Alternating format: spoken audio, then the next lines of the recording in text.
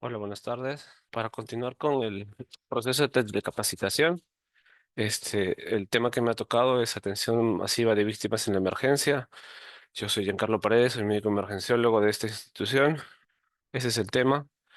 Este fue el 9 de julio del 2017 en Cerro San Cosme, Cerro San Cosme, sí. No recuerdo el nombre, yo no vengo de Lima, pero me he olvidado ahorita. Pero ¿qué pasó aquí? Este ómnibus se volcó en la subida del cerro, dejando 56 heridos y 10 muertos, ¿no? De diferentes nacionalidades. Esos se trasladaron a clínicas, a hospitales. Eh, Imagínense nuestro hospital que reciba de golpe 15 pacientes heridos. Sí, de golpe. Si los pacientes en su mayoría están graves, es muy probable que rebasen nuestra capacidad de poder atenderlos con un shock trauma, digamos, ya lleno. Definitivamente va a rebasar nuestra capacidad de atenderlos si vamos a verlos en un desastre. Entonces, ya, pero ¿qué tal este? Este solamente tuvo 56, pero ¿qué tal este? Donde hubo 595 muertos, más de 2000 heridos.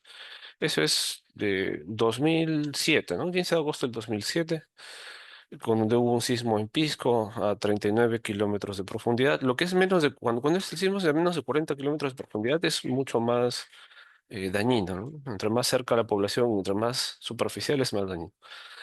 Entonces, aquí hubo un sismo de magnitud 7 en la escala de Richter. Esta es otra escala muy similar a Richter, es concordante con Richter, solo que tiene mejor diferenciación cuando los sismos son de gran magnitud. Y fue de 8 en esta escala de magnitud del momento. Si lo ven en la escala de Mercalli, que es esta de acá, es violenta, corresponde a esta de acá. Donde hubo 500 muertos, pues, 2000 heridos, como le dije, 76.000 viviendas destruidas, inhabitables. Entonces, sí es que ocurren estas cosas y sabemos que desde hace muchos años ya nos están diciendo que estamos esperando un sismo, ojalá no sea con nosotros, pero estamos esperando un sismo de gran magnitud en la ciudad de Lima. Nosotros en EMET hacemos el seguimiento de los sismos que ocurren en el Perú a través de la página del Geofísico, del Instituto Geofísico, donde están reportados todos, los reportamos mensualmente y vemos que Arequipa, Lima y Ica son los tres departamentos que siempre se repiten con más sismos, 10 o 12 sismos al mes cada uno, donde varían de intensidad desde 3 grados. Claro, monitorizamos desde a partir de 3,5 hasta todo lo que haya, ¿no? Obviamente la mayoría son de 3,5 a 5, no llegan a ser mayores, pero ¿recuerdan hace un mes atrás que hubo un sismo de 6? Sí, y ese duró poco. Hace días después hubo uno en Rusia que felizmente no tuvo muchos desastres porque fue alejado del, fue en el mar prácticamente, o sea, en una isla, ¿no? Entonces no tuvo las repercusiones como fue el sismo de Japón, el que hubo en Japón, donde hubo, además del sismo, un tsunami. Entonces, no son cosas que pueden pasar, eso es lo que... Entonces hay un sismo de 8 grados en la escala de Richter en la ciudad de Lima. ¿Qué es lo que vamos a hacer? Muchos no conocen el plan, entonces... Además de que no solamente es este riesgo que existe, sino también la vulnerabilidad en la que estamos. ¿Se acuerdan de esta edificación que salió ya hace muchos años en la tele, en las redes sociales? Este es en el centro de Lima y hasta ahorita sigue, hasta la última vez que yo pasé, bueno, no muy recientemente, pero hasta hace, ¿qué será? Un año estaba en pie y seguía en pie, ¿no? ¿Qué tal estas edificaciones? O sea, la vulnerabilidad en la que nos encontramos en la ciudad de Lima, sí, con edificaciones antiguas, edificaciones construidas sin un previo análisis arquitectónico, solamente han levantado su casa de repente algunos que sabían de construcción, pero no de arquitectura, ¿no? Este reporte en la República nos mencionaba que el 70% de las viviendas en Lima no soportarían este dicho terremoto, ¿no? El 70% bueno, para el 2017 éramos como 9 millones de pobladores en Lima, 9.600.000. Ahora, pasamos un poco más de los 10 millones con extranjeros y todo, de los cuales habían 2,5 millones de viviendas más o menos. O sea, el 70% de 2,5 millones son 1.400.000, 1.600.000 casas se destruían, ¿no? Con todo lo que está dentro. Y nuestro hospital no está exento. Este es el mapa de vulnerabilidad del hospital, donde vemos que está, lo que está en rojo es muy probable que no resista un sismo más de 7,5, más de 7 grados. Lo que está en naranja es no tan grave como el rojo, pero está igual grave. Lo que está en amarillo es menos vulnerable. Lo que está en verde es lo que podría resistir. Y si se dan cuenta, solamente son las edificaciones nuevas, como por la torre de UCI, la parte de admisión central. Esta es la emergencia, ¿no? Perdón, perdón. Esta es la emergencia. ¿Sí? Esta es la emergencia, perdón. Ahí donde está el punto. Como ven, el pabellón N le he puesto una N ahí porque la mitad del pabellón ya está inhabitable. Lo puse en negro. Está inhabitable a raíz de los sismos pasados. Y no solamente eso, sino que la preparación de las personas no es la adecuada. Mire, esto ni siquiera es un evento masivo, no ha habido ningún accidente, nada. Esto es 28 de julio, el Parque Las Aguas. Es que la población ni siquiera en la concentración de algo que se supone no es ni siquiera para desesperarse, esto es lo que pasó, ¿no? Que pudo haberse convertido en algo muy, muy grave si es que de repente atrás alguien estaba tiroteando, de repente sucede el sismo en un concierto y todas estas personas no van a quererse van a querer ir a sus casas a ver a sus familiares, no se van a quedar ahí donde están, ¿no? Entonces, pues, le vemos a Lima, ¿qué pasa? Listo, ahí está el terremoto. Ahí está el terremoto. ¿Qué es lo que vamos a hacer? Primero, estando en el hospital, obviamente nosotros tenemos que esperar que pase el sismo, depende del piso con el que estemos, esperar que termine el movimiento y ver las zonas seguras de su área, por ejemplo, debajo de las puertas que son estructuralmente correctas, ver ubicando la señalización, ya saber la señalización.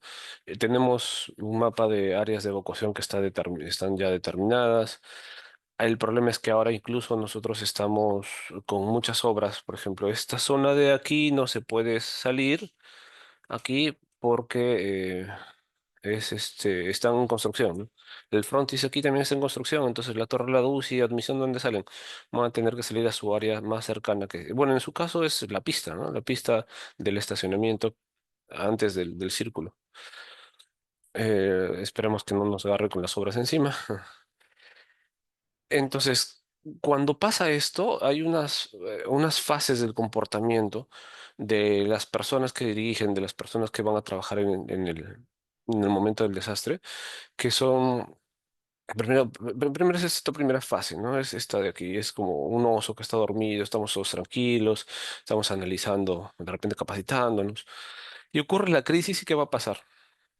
Ahí salen los conflictos, ¿no? Y los tigres que están peleando, están luchando por el liderazgo, porque el líder comienza rápidamente a entenderse con el resto, ¿no?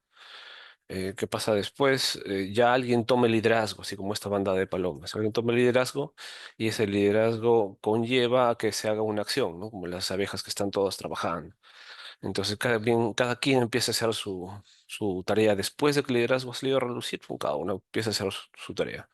Entonces, ¿pero qué pasa? Existe una etapa, o sea, si bien es cierto, todo el mundo se va a organizar y va a hacer acción, la organización puede ser para bien o para mal. Una ley que es universal, dice que un sistema caótico se organiza solito. Si no hagamos nada, un sistema caótico se va a organizar para bien o para mal. Por lo cual hay que estar preparados. Por ejemplo, esta parvada de aves, ¿no? Estaba en el árbol, alguien de repente, no sé, un sonido fuerte disparó y se alteraron y salieron. Después lo que vamos a ver es que no hay nada de organización. Después va a haber un inicio de una respuesta, ¿sí? Y después se va a ver ya todo el mundo organizado, ¿no? Siguiendo las de adelante, haciendo esas figuras que de repente algunas veces han visto. Bueno, no sé si aquí, pero por provincia sí habíamos visto. Este, entonces, existe una etapa cuando se genera un sistema caótico donde todo se organiza. ¿Cuáles son las reglas de esa parvada? Que todos sigan adelante, sigan al de adelante, y que nadie va a chocar con nadie y que cada uno mantenga su distancia, o sea, no ven pájaros que están chocándose entre sí y otros sí. Ahora, esto puede ser para bien o para mal, ¿no? De repente el que cazó quería asustarlas para tenerlas todas en el aire y matarlas a todas ahí, o yo qué sé. O simplemente se alejan y todas salieron exitosas. No sé si me dejo entender con eso.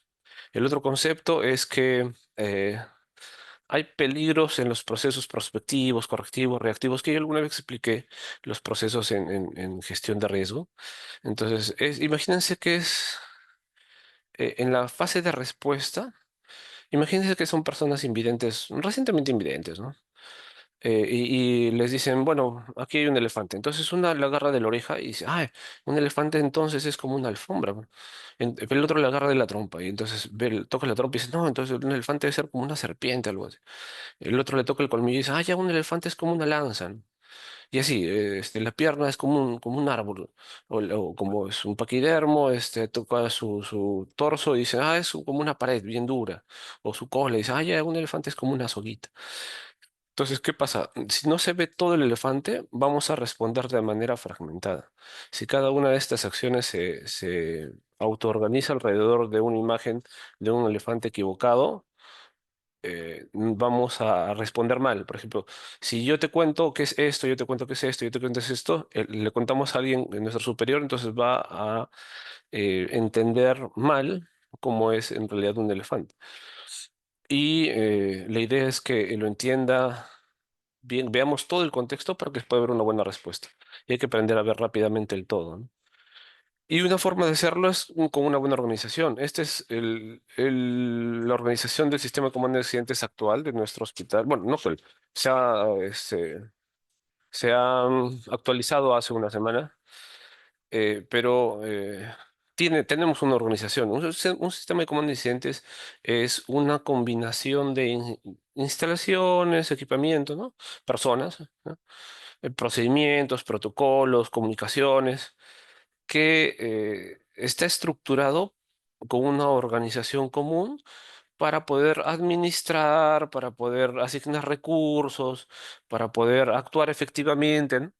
Responder efectivamente ante un suceso. Esto es algo dinámico, es algo que puedes usar para un evento grande como el cumpleaños patronal que le vas a hacer a tu abuelito o a tu bisabuelito, el cual el comandante de incidente, van a ver, no sé, muchos invitados, van a ver, el abuelito tuvo 5 hijos, de esos 5 hijos cada uno tuvo, este, 2 hijos, es más, algunos tuvieron hasta 2 esposas, 2 hijos más, cada uno de esos hijos tuvo nietos, como 4 nietos, o dos nietos por cada uno, iban como 50 personas, cada uno de esos nietos con sus esposas, más los primos del abuelo, son como 100 personas. Es un ejemplo nada más. Entonces, podríamos asignar a cada integrante de la familia como uno de estos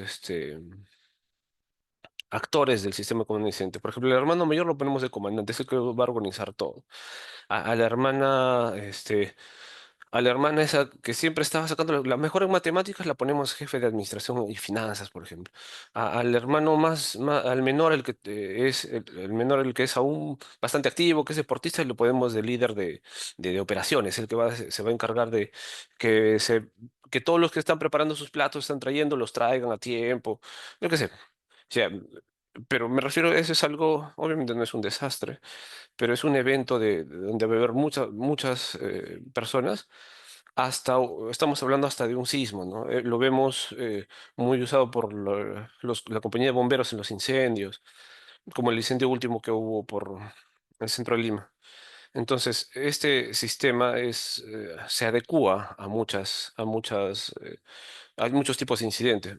Los bomberos lo usan, en realidad nació gracias a ellos, más o menos en los años 70, 1970, donde hubo un incendio forestal en Estados Unidos y vieron que había mucha desinformación, había mucha gente que le reportaba a otros líderes, no a una sola persona, había error en la información, había error en la información que salía de los jefes hacia afuera porque la información que les venía era mala, había informaciones que no estaban autorizadas a salir, ¿no? Y en los siguientes años hicieron el Firescope, que fue esta organización que resultó en esto, ¿no? Que esta es la base. Una persona que manda, que está a cargo, que tiene unos oficiales que son de seguridad, de información pública, de enlace, y por debajo sus líderes sus jefes de planificación, operaciones, logística y administración, ¿no? Al ser esto una herramienta estandarizada para la gestión de emergencias y eventos que obviamente es múltiples, ¿no? Y tiene sus propiedades, tiene sus obligaciones, ¿no? Por ejemplo, el jefe de información pública divulga la información y mantiene las relaciones con otros medios, ¿sí? Eh, pero información que previamente es autorizada por el mando. ¿Quién es el que está aquí en mando? Es el jefe, el comandante de incidente. También tiene una terminología común, ¿no? El de operaciones es el señor, el del video, el señor Robbie, se llama. Vieron el que tenía barba, que hablaba, el que estaba a cargo, él era más el jefe de operaciones, ¿sí? Pero si se dieron cuenta, hay muchas otras cosas en la organización ante un desastre. No solamente son las operaciones, lo que han visto, que para nosotros al menos la parte asistencial es muy, eh, muy bonita, muy dinámica. Pero también, si no existiría eso, si se acuerdan de la directora del hospital, la Morena, dijo que iban a armar un puesto de mando, un centro de comando, que en realidad es el puesto de comando, que es un personal logístico, se iba a encargar de mandarle las cosas, que su personal administrativo estaba ya haciendo las llamadas y las coordinaciones necesarias para que sus quirófanos estén libres, para llamar al personal que tiene los quirófanos, etcétera, ¿no? Y tiene como les dijo, sus instalaciones, ¿no es cierto? Puesto de comando, que tienen también sus logos que son no modificables, ¿no? Sabes que donde ves la E es el área de espera, donde ves el ACB es el área de concentración de víctimas, donde te las van a traer, la PC es el puesto de comando, etcétera. Y nosotros tenemos planes de procedimientos para la atención de víctimas en masa y un plan de respuesta, que están obviamente enlazados porque uno sale del otro. Si bien es cierto, este está recién presentado, falta actualizarlo. Es el último que tenemos de julio del 24. Y sabemos que en esta organización de aquí, que si lo ven, nosotros lo habíamos puesto con números, por ejemplo, uno es el comandante de incidente, veamos otro número. El 5 es el jefe de operaciones, un número más. El 11 es el de supervisión de salud mental. Entonces, en el plan está esto, ¿no es cierto? Que en el 1 hay dos escenarios. Si el incidente es en el turno diurno, donde va a estar el director del hospital, o si es en turno nocturno, domingos y feriados, donde no lo vamos a ver, el director el comandante de incidente lo toma el director del director general, no el director del hospital, en este caso el doctor Díaz. Pero si es de noche, va a tener que ser el jefe de guardia. ¿Qué otro número vimos? El número 7, ¿sí? El 7 es el jefe de comunicación, ¿no? Hay una oficina abierta, pero si no, va a tener que ser un retén, un personal designado por el mismo. ¿Qué tal el jefe para 9? El 9 va a ser el jefe de operaciones, que debe ser el jefe de operaciones. Va a ser el médico emergenciólogo de la UC2, en el día o en la noche, por ejemplo, ¿sí? ¿Quién va a ser de triaje? El médico de turno de triaje, de día o de la noche, y así sucesivamente. Entonces, el personal que está ahí debe saber qué es lo que tiene que hacer y hacia dónde se debe dirigir. Por ejemplo, este es un ejemplo nada más. Este es un primer respondedor. Hay un evento, ¿no es cierto? En este caso, un sismo. Hay un primer respondedor que le avisa según estos códigos al que va a ser el jefe del comandante de incidente, que es el director o el jefe de guardia, y entonces él establece cuál es el código de alerta el grado, el código de alerta y el código del evento. Por ejemplo, es una emergencia grado 2, es una emergencia que involucra el hospital de manera total. El nivel de alerta roja significa que se establece cuando se han producido daños en la población y sus bienes en sus entornos, y código de alarma 12. 12 es activación del plan de respuesta. O sea, este evento que es un sismo, obviamente va a afectar a todo el hospital, este, porque ha afectado a toda la población y lo que necesitamos es activar el plan de respuesta, porque hay otros. Y lo que vamos a esperar, a lo que vinimos, es esto, ¿no? El arribo masivo de víctimas, donde primero se hace un triaje tal cual lo vieron en el video, es donde se va a establecer prioridades y van a designar, se va a dar su tratamiento aquí y va a irse según su evolución a un sitio, ¿no? Se va a unidad de terapia intensiva, sale de operaciones o de repente fallecen, ¿no? Y nosotros en nuestro plan tenemos concretados que vamos a usar el sistema de triaje STAR, o el STAR Jump, que es para población pediátrica. Entonces, en este, solamente para escribirlo rápido, así como lo vieron en el video, puede deambular, no es el mismo por si acaso, puede deambular, sí, entonces se va a zona verde, que en nuestro caso no es nada oficial. eh, Se están haciendo las coordinaciones necesarias para que sea algo ya oficial, que nosotros a todos los pacientes con prioridad verde los podamos mandar al Hospital Noguchi. Eso es a través de un convenio. Por ejemplo, si hay muchos heridos allá, también o están llegando para allá, ellos nos manden los heridos de prioridad amarilla y roja. Y obviamente no van a ir a ser atendidos solamente por psiquiatras, no tenemos que mandar a personal. ¿A qué personal? Eso ya les digo después. Entonces, no pueden volar, a ver la respiración. Si no respira, pues entras la vía aérea, abres la vía aérea y si no respira, definitivamente sin prioridad, o sea, falleció. La bandita blanca con negro que decían en el video. Y si respira espontáneamente, tiene que atenderse de inmediato como prioridad roja. Él lo voy a pasar a otro lado, disculpen la flecha, y ahí ves la frecuencia respiratoria. Si es más de 30 rojo. Si es menos de 30 pero el pulso no se palpa, rojo. Si es menos, si el pulpo, si se palpa el pulso, pero tiene estado mental alterado, rojo. Y si no, todo lo demás es amarillo. Y ahí está la definición de cada prioridad. Y tenemos tarjetas, estas tarjetas ya para un evento de este tipo, donde vamos a poner lo necesario, ¿no? A veces ni siquiera se pone el nombre, solamente pones la, la, la, este, la tarjeta, porque muchas veces no vas a tener ni el nombre. Y comienzas a que escribir las lesiones y en la parte de atrás las observaciones como los tratamientos que han puesto, ¿no? Arrancas, dejas todo solamente la prioridad y se acabó. En nuestro caso, tenemos tres zonas de expansión posible para los desastres de víctimas en masa. Que esta es la zona uno, es la zona donde hicieron el simulacro hace pocos días. Entonces ocurren dos eh, tipos de incidente. Digamos que hay un accidente fuera y lo que van a hacer es, el hospital obviamente no está estructuralmente afectado, entonces todas las personas, todos los pacientes que pasan van a ir a emergencia, ¿no? Y si emergencia sobrepasa la capacidad de respuesta, entonces vamos a ir a las zonas de expansión. La zona uno, la zona 2 que bueno, está esta parte en construcción, todavía no está accesible, solamente es una zona teórica para el futuro, la zona 3 que es la cuna Harding. Pero ¿qué pasa si es un sismo, se ha colapsado muchas cosas? Entonces de frente vamos a ir a estas zonas de expansión que en teoría deberían seguir en pie.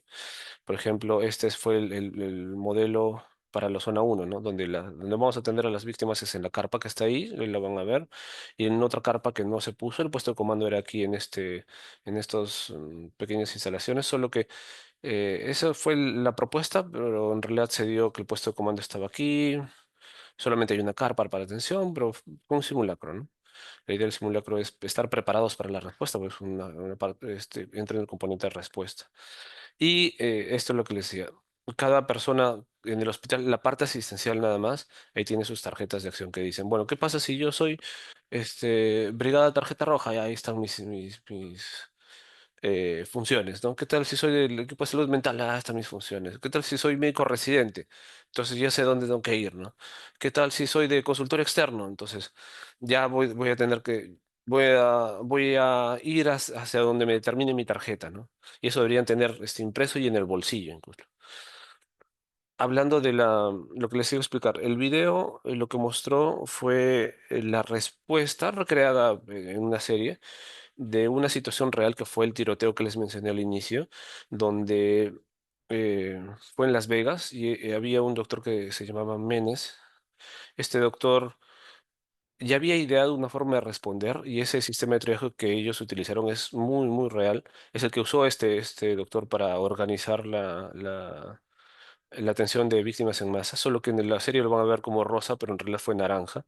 Ellos ya ni siquiera utilizaban banditos, solamente el triaje los mandaba a las estaciones. Entonces, la estación uno era como nuestra zona roja, ¿no es cierto? La estación 2 la zona amarilla y la verde. Y ellos agregaban esta más para los pacientes que no estaban tan estables, que eran posiblemente amarillos, pero que se sabía que se iban a complicar en una hora e iban a... Entonces, para evitar juntarlo con todos los amarillos, porque estos necesitaban más, se crearon esta zona más. O sea, sí es un traje que sí existió, ¿no? Estos son los médicos que estaban en turno, eran cuatro emergenciólogos, había un cirujano de trauma, un residente de traumatología, sí, un cirujano de trauma, ¿está bien? De control de daños. Había un residente de traumatología, este es el doctor Menes. Entonces, ¿cuáles fueron las lecciones aprendidas de todo esto? Él en realidad las explica la doctora Tintinali, la cual dice, planifique con anticipación, porque él lo tenía planificado básicamente en su mente, que si alguna vez pasaba esto, esta iba a ser su forma de responder. Haz preguntas difíciles, o sea, ¿qué pasa si esto? ¿Qué pasa si nos quedamos sin esto? O sea, hay que hacerlas. Hay que encontrar soluciones y hay que ensayar mentalmente los planes para cuando llegue el problema, nosotros no tengamos ningún obstáculo y se pueda saltar ese obstáculo. Tintinali, sí, esa Tintinali para los conocedores. Ahí está. En ese incidente, eh, al hospital llegaron 215 heridos por bala, de los cuales 137 los fueron dados de alta a las 5 de la mañana del día siguiente. Hubo 28 heridas, 28 cirugías de control de daños y 67 cirugías en 6 horas y 67 en 24. O sea, hasta las 5 de la mañana tuvieron 215, es más o menos como 30 heridos por hora.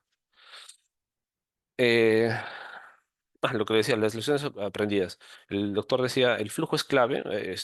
En el desarrollo de ese artículo que relata Tintinali, que fue contado por meses, él decía que se dio cuenta que habían cuellos de botella en ciertas zonas, por ejemplo, ya los pacientes más estables que necesitaban tomografías como heridas en el cerebro, yo qué sé, tomografía. Lo que se hacía normalmente para ellos es que el técnico de tomografía iba, recogía al paciente, le tomaba la tomografía y lo devolvía. No, vamos a hacer, tú te sientas acá y apretas botones toda la noche, pum, le mandaban pacientes y obviamente asignaban a otro personal que haga eso y él solamente tomaba las tomografías y así eliminaban tiempos, y etcétera, etcétera. Entonces el flujo es la clave, ¿no? Hay que eliminar esos cuellos de botella, hay que organizar los pacientes, él dijo, organizar los pacientes en zonas físicas para evitar perder el tiempo escribiendo demasiadas etiquetas, que este es rojo, que este o que todo se aglomere en uno solo, como dice, y como nosotros tenemos un esquema parecido. Este, él hizo esa etiqueta naranja, que en la serie fue etiqueta rosa, para, para darse cuenta de esos que se iban a quesear, como decimos aquí. Si no, incluso hicieron. Hay un estudio, un colega suyo había estudiado unos años atrás que si tú no tienes ventiladores, y hay uso de ventiladores en estos casos como en las guerras donde necesitas ventiladores, entonces agarras un ventilador, agarras dos pacientes más o menos de la misma talla, del mismo peso que lo necesitan, y agarras un ventilador, le pones una conexión en Y y le das el doble de volumen al ventilador para que reparta para los dos pacientes. Eso te puede ayudar por algunas horas hasta que tengas los recursos, ¿no? Ahora, ¿qué pasa? Estamos en un hospital de una ciudad, de un país de primer mundo, ¿no? Acá no va a haber 27 salas extra y mucho menos. Cada sala necesita al mínimo, creo, más o menos 6 personas para que opere, ¿no? Me refiero al circulante, a la instrumentista, al mismo cirujano, al ayudante, al anestesiólogo. Son 5 o 6 personas por cada una de esas. Nosotros tenemos 3 salas de emergencia, solo en la noche. En el día son 2. Obviamente se van a suspender las operaciones programadas, se va a tener que reestructurar muchas otras cosas, pero... Y bueno, esa es más o menos la atención, la organización y la atención para víctimas en masa. No sé si alguno tendrá alguna pregunta, porque eso es todo en cuanto a la expo.